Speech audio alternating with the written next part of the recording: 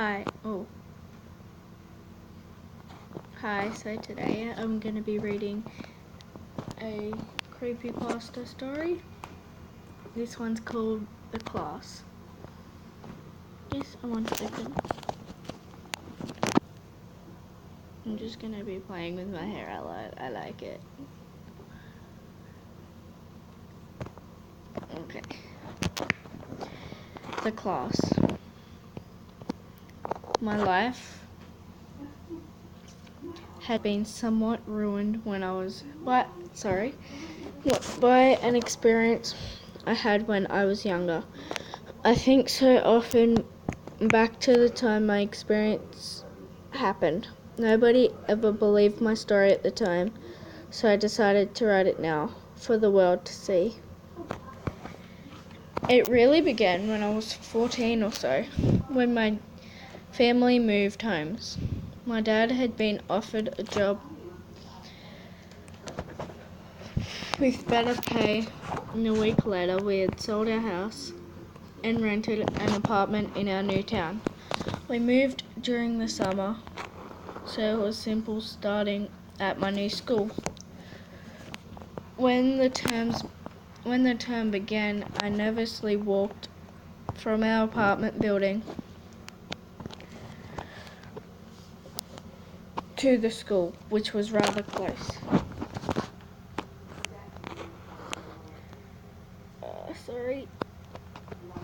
I hadn't had the chance to meet any local kids, so I knew nobody and was scared of having to make new friends all alone. I don't recall really speaking to anyone that morning. I was too shy. I just took my timetable in a slightly trembling hand and looked to see what my first class was. Math in room 104 or 104.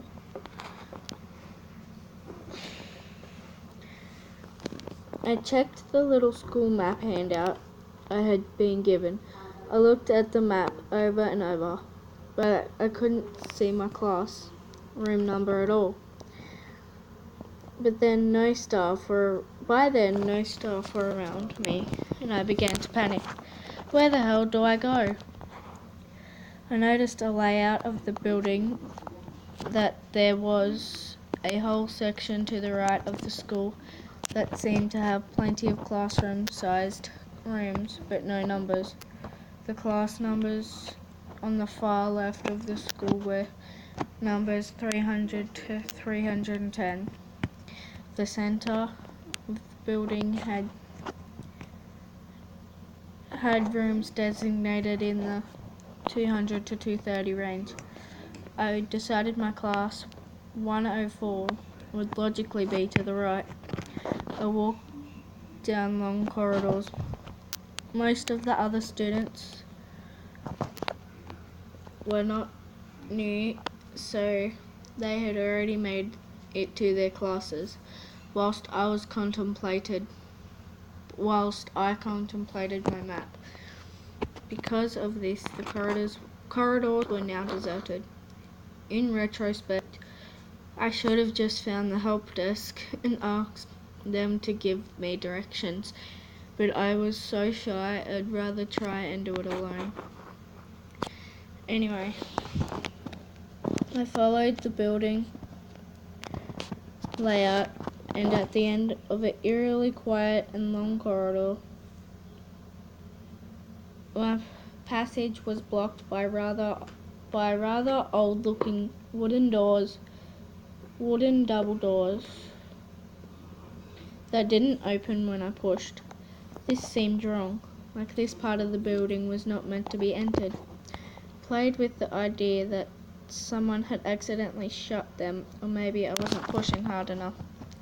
I rammed into the doors with my shoulder, and with a scraping sound of metal on wood, they had opened. I realized that I had broken the bolts on the other side of the door, which were brittle with rust. Horrified at having broken a door lock on my first day, I was about to turn and run from the scene and just ask someone to help me find my class.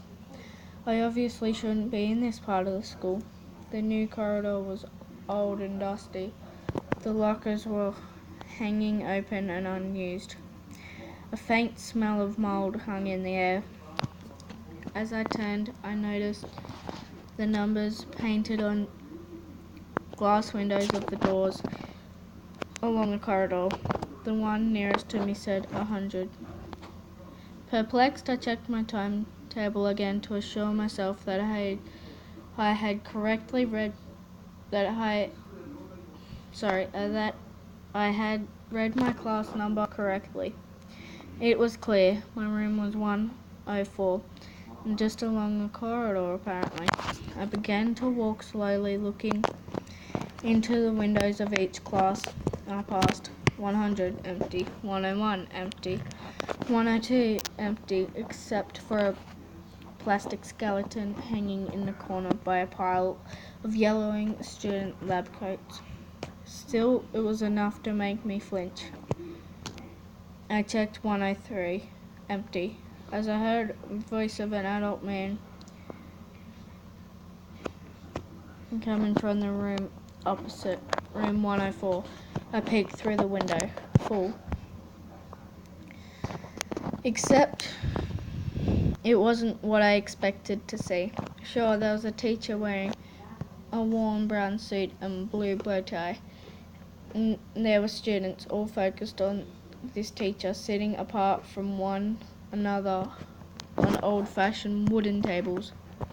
What made me pause was what they were wearing. Kids didn't dress like that anymore. It looked like a classroom from an old film or show. The teacher stood behind a blackboard dusty from chalk. Despite this oddity, I knocked on the door. I assumed the school had a poor budget. The teacher didn't notice my knocking, so I quietly opened the door and walked in. None of the students took their gaze away from the teacher, who also paid no attention to me. I awkwardly apologized for my lateness, citing that I had gotten lost. Then I made my way over to the only free seat in the room and sat down. I felt my cheeks burn with embarrassment. I must have interrupted the class, I thought. The teacher began his lesson a few seconds later, rather casually. His name was Mr. Talori. He began to chalk equations on the board and got the class to solve them. The lesson was rather ordinary, except for the fact that no calculators were used.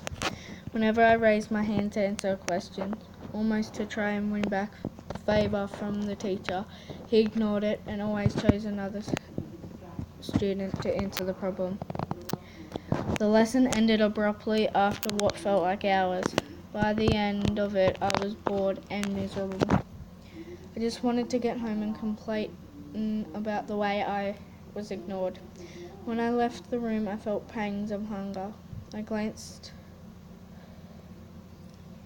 at my watch and was shocked to see the whole day had ended. A whole day of maths? Horror. I decided I hated that school. I walked slowly home, going over the day's events in my mind. It was all very weird, but I suppose I would get used to this new school eventually. When I got home, my mother was talking on the home phone. Her face displayed confusion. She heard me come in and frowned when she saw me. She looked somewhat angry and asked whoever was on the other end of the phone line to hold, and then she accused me of skipping school. Confusion followed. I told her that I was in class all day, but apparently the school had phoned to say I wasn't in any lessons and hadn't seen me after I collected my timetable. I said I was in Mr. Talori's class in room 104 all day. I must have missed the register when I was late I thought. My mum paused and told the school on the phone my story. Her expression froze after a few seconds, and then she looked at me rather worriedly. She hung up the phone and told me what the school had said. Mr. Talori has not worked at the school in 38 years. Apparently, room 104 was part of an abandoned section of the school that hadn't been used since a school shooting nearly 40 years ago. The school thought I was playing some sick joke. That night I went to the web to find out if what the school had said was true. Quickly, I found old newspaper articles about the school massacre that had been archived. A madman had simply walked into the school with a hunting rifle and shot a whole class dead. He had blocked the doorway and shot everyone in a math classroom. An old grainy photo showed the class where the murders happened. I recognized it immediately. It was room 104. An obituary showed tributes that the dead and photos of all that had died. I recognized them too. Mr. Talori and all the students I'd spent a day with. My heart felt like it stopped. I felt sick. I felt cold to my bones at that moment. After that day, I changed schools. Now, years later, I've written this, my account of what happened to me, which nobody had ever believed. The reason why now? Yesterday, I received a letter in the post. There was no address, just simply appeared through my letterbox. It was a class reunion invite, signed by my old teacher, Mr. Talori. And so that's going to be all for today. So I hope you liked it. Comment down below if you want me to read more creepypasta stories or yarn stories. I'm not sponsored by these, so I no, you can't see me right now, but anyway, I hope you like it, and I liked that one. It was really good. So yeah, have a wonderful day, and I will see you tomorrow. So bye. Have a wonderful day.